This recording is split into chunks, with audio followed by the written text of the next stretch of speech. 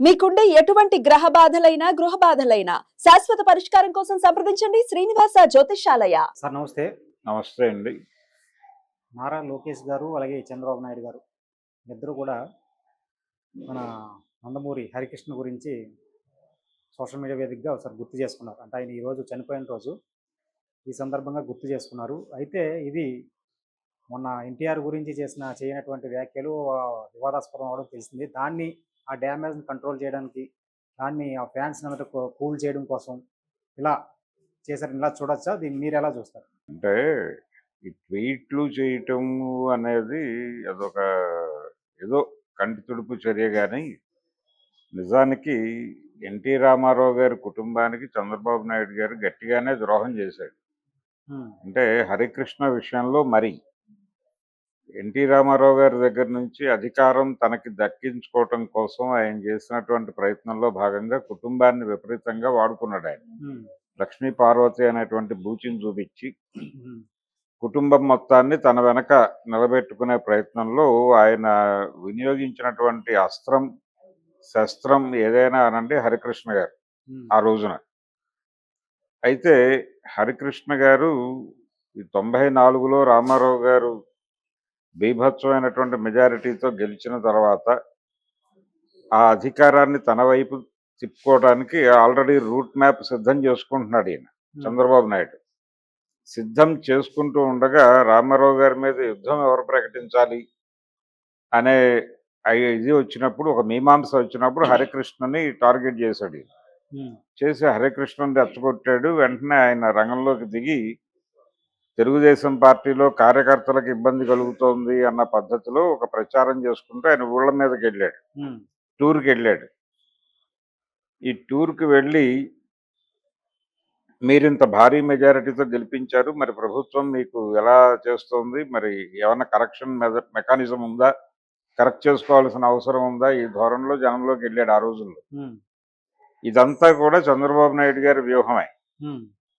చంద్రబాబు నాయుడు గారి వ్యూహంలో భాగంగానే ఆయన పాపం తిరిగాడు. మొత్తానికి విజయవంతంగా ఫ్యామిలీని తన వెనక నిలబెట్టుకుని, అలాగే ఈ పెట్టుబడిదారుల నుంచి వచ్చినటువంటి డబ్బులు, పర్టికులర్గా మార్కెట్ ఎకానమీ, లిబరలైజ్డ్ ఎకానమీలో ఆంధ్రప్రదేశ్, ఉమ్మడి ఆంధ్రప్రదేశ్లో వ్యాపార వ్యవహారాలు నిర్వహించడానికి వస్తున్నటువంటి పెట్టుబడులతో తరలి వస్తున్నటువంటి వాళ్ళందరి వ్యాపార వర్గాల తాలూకా వెన్ను దన్నుతో, పర్టికులర్గా ఆర్థిక దన్నుతో, అలాగే ఈ కుటుంబ మద్దతుతో ఆయన డబ్బులు విచ్చలవిడిగా ఖర్చు పెట్టి మొత్తానికి ఎన్టీ రామారావు గారిని పడగొట్టగలిగాడు వెన్నుపోటు ద్వారా. ఈ వెన్నుపోటు అంటే ఆయన మళ్ళీ ఒప్పుకోడు, అది పార్టీ పరిరక్షణ అంటాడు. సరే, ఏది ఏమైనప్పటికీ ఆ కార్యక్రమం నిర్వహించేసిన తర్వాత ఆయన రామారావు గారి ఆశీర్వాదం తీసుకోవడానికి రోడ్ నెంబర్ 13లో వారి ఇంటికి వెళ్ళాడు. వెళ్ళినప్పుడు అక్కడున్న క్యాడర్ మొత్తం కూడా గో బ్యాక్ అని అరిచారు చంద్రబాబు. అరిచినప్పుడు రామారావు గారు ఏంటి గొడవ బయట అంటే చెప్పారు, ఆయన వచ్చాడు, మన వాళ్ళు రానివ్వట్లేదు అని. క్యాబినెట్ ఫామ్ చేశారా, అయితే హరికృష్ణకి ఏమైనా పదవి ఇచ్చారా అని అడిగాడు ఆయన. అడిగితే హరికృష్ణకి ట్రాన్స్పోర్ట్ శాఖ ఇచ్చారని చెప్పారు. ఫోన్లే అన్నాడు ఆయన. ఫోన్లే ఏదో కష్టపడ్డాడు కదా, దానికి ఏదో ఫలితం దక్కింది అన్నట్టుగా సాటిస్ఫాక్షన్ వ్యక్తం చేశాడు. కానీ హరికృష్ణన్ కానీ ఇంకెవరిని కానీ తన రాజకీయ వారసుగా ఆయన ఎప్పుడూ ప్రకటించలేదు. అయితే హరికృష్ణ గారు ఈయన చేసినటువంటి ప్రయాణాల్లో ఆయన తోడుగా ఉన్నాడు రామారావు గారు. అంటే ఆయన చైతన్య రథం మీద తిరిగాడు. దాదాపుగా స్టేట్ మొత్తం 3-4 సార్లు తిరిగాడు ఆ మొదటి ఎన్నికల్లో.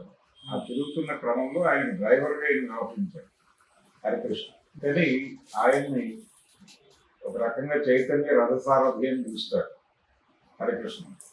అలా ఆయన ప్రయాణం ఉంది తప్ప తన వారసుడిగాను లేకపోతే పార్టీ ఆయనకు అప్పచెప్తున్నాను ఆయన ఎప్పుడు మాట్లాడలేదు రామారావు గారు. అలా చంద్రబాబు నాయుడు నెమ్మదిగా తన కంట్రోల్లో తీసేసుకుని ఇది జరిగినటువంటి, ఆయన ముఖ్యమంత్రి అయినటువంటి ఆగస్టులో ముఖ్యమంత్రి అయ్యాడు, జనవరిలో రామారావు గారు చనిపోయాడు. దాంతో హరికృష్ణ గారి అవసరం తీరిపోయింది. హరికృష్ణ అవసరమే కాదు, ఆ ఫ్యామిలీ అవసరమే తీరిపోయింది. ఎప్పుడైతే అవసరం తీరిపోయిందో హరికృష్ణ గారికి ఇచ్చినటువంటి మంత్రి పదవి పోయేలాగా డిజైన్ చేశాడు. అంటే ఆయన ఎక్కడి నుంచో ఒక్కొక్కడి నుంచి నిలబెట్టి గెలిపించడం తన మంత్రివర్గంలో కొనసాగించాలనే కనీసపు ప్రయత్నం కూడా జరగలేదు. అనవసరం అనుకున్నాడు. అనుకున్న మరుక్షణం చించేశాడు అంతే. ఆయన మంత్రి పదవి పోయింది. 6 నెలలు మాత్రమే మంత్రిగా ఉన్నాడు ఆయన. ఆ తర్వాత బాలకృష్ణ వీళ్ళతో అంటే ఆయన కుటుంబంలో చిచ్చులు పెట్టడంలో సిద్ధాస్తు చంద్రబాబు. అలా రామారావు గారి కుటుంబంతో చాలా వింతైనటువంటి క్రీడలన్నీ ఆడాడు. ఒకళ్ళకు వ్యతిరేకంగా ఒకళ్ళని నిలబెట్టడం, ఒకళ్ళ మీద ఒకళ్ళని ఉసుగొల్పడం, ఈ పనులన్నీ చేశాడు. ఈ ప్రయత్నంలో భాగంగానే రాజకీయాల్లో రామారావు గారితో మొదటి నుంచి ట్రావెల్ అయింది. చంద్రబాబు కాంగ్రెస్ లో ఉండగా కూడా రామారావు గారితో ట్రావెల్ అయింది. దగ్గుబాటి వెంకటేశ్వరరావు గారిని కూడా పక్కకి నడిచేయగలిగారు విజయవంతంగా. అలా హరికృష్ణ గారిని రామారావు గారు చనిపోయినప్పుడు లక్ష్మీ పార్వతిని బయటకు గిట్టేయడం వరకు వాడుకుని అతనితో పని అయిపోయింది, ఇంకేం పర్లేదు మనకి అనుకున్న తర్వాత కూరలో కరివేపాకు తీసినట్టు తీశారు. ఆ పద్ధతిలో హరికృష్ణ గారికి తీవ్రమైన అన్యాయం జరిగింది. రామారావు గారి పిల్లల్లో చంద్రబాబు వలన ఎక్కువ అన్యాయం జరిగింది హరికృష్ణ. ఇప్పుడు ఆ హరికృష్ణ మరణానికి ఆయన నివాళులు చెప్తున్నాడు. అంటే ఇది క్రైసిస్ మేనేజ్మెంట్ ఒకటే కాదు, ఇప్పుడు కూడా ఆయన మళ్ళీ ఫ్యామిలీ సపోర్ట్ కావాలి. అందుకని నేను గొప్పవాడినే, నేను మంచివాడినే, నేను పాజిటివ్గా ఉన్నాను, మా అబ్బాయి పాజిటివ్గా ఉన్నాడు, కానీ వాళ్ళే నెగిటివ్గా ఆలోచిస్తున్నారు నా గురించి అని హరికృష్ణ గారి పిల్లల మీద కాన్సన్ట్రేట్ చేసి అనే ప్రోగ్రామ్ ఉంది దీనంతా. అక్కడ కూడా ఒక చీలికి తెచ్చాడు. సుహాసిని అని హరికృష్ణ గారి కూతుర్నేమో తనతో తిప్పుకుంటూ ఆవిడ పదవులు ఇస్తారని చెప్పి ఆశపెట్టి ఎమ్మెల్యే ఓడిపోయే సీట్ ఎమ్మెల్యేగా ఇచ్చి ఓడిపోయే మరో చోట ఎక్కడం ఇచ్చి ఇలా ఆవిడేదో ఉన్నాను లేదు అనే ఏది తేలకుండా అలా నడుస్తున్నాడు ఆయన.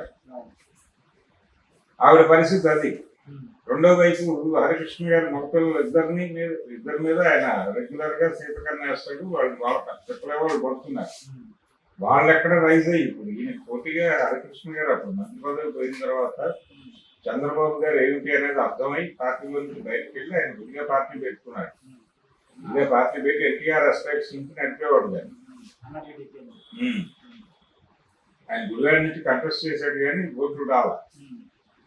ఈ ప్రయత్నంలో ఆయన ఇబ్బంది పెట్టిన వాడు కూడా చంద్రబాబు.